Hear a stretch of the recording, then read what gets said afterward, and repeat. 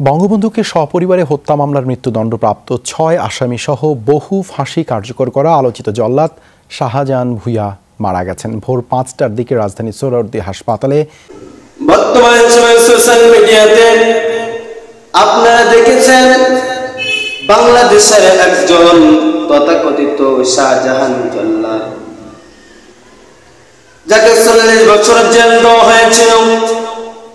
৪০টা বছর জেল খাটার পর বাদশাহী হালতে তাকে মুক্ত করা হয়। যখন বাইরে আসে তাকে জিজ্ঞাসা করা হয়, আপনার কেমন লাগে? শাহজাহান জল্লাদ বলেন, জেলের ভিতরে যেমন ছিলাম অনেক ভালো ছিলাম, বের হয়েছি আর ভালো লাগে না। ৪০ বছর যদি কোনো আল্লাহর বান্দার জেলে থাকে, তার বাহিরে এবং ভিতরে কিছু থাকার কথা না, তার মন মানসিকতা ভালো না। এবার কি করলেন?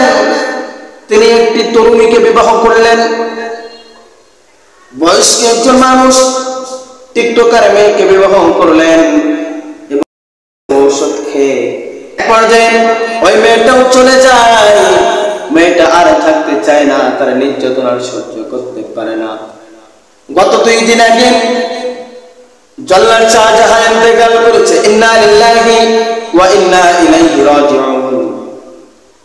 এজন্য মুসলমান এটা থেকে শিক্ষা নিতে হবে, আমি মুসলমান, আমি আল্লাহর গোলাম, আজকে আছে কালকে আমিও থাকবো না, আমাকেও চলে যাইতে হবে। এবার জল্লাদ শাহজাহানের মতো আমার বাবা চলে গিয়েছে, মা চলে গিয়েছে, ভাই চলে গিয়েছে, আমাকেও চলে যাইতে হবে।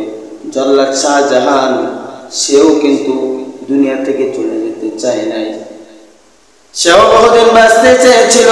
কিন্তু আল্লাহ যাকে প্রাণ দিয়েছেন, আল্লাহ অবশ্যই কোরআনের মধ্যে বলেন, আমি প্রতিটি জানকে অবশ্যই মৃত্যু স্বাদ গ্রহণ করাবো। এজন্য মুসলমান বাবাজি একটু বিবেকের কাছে প্রশ্ন করেন, আজকে আমি আছি কালকে থাকবো না, আমাকেও চলে যাইতে হবে।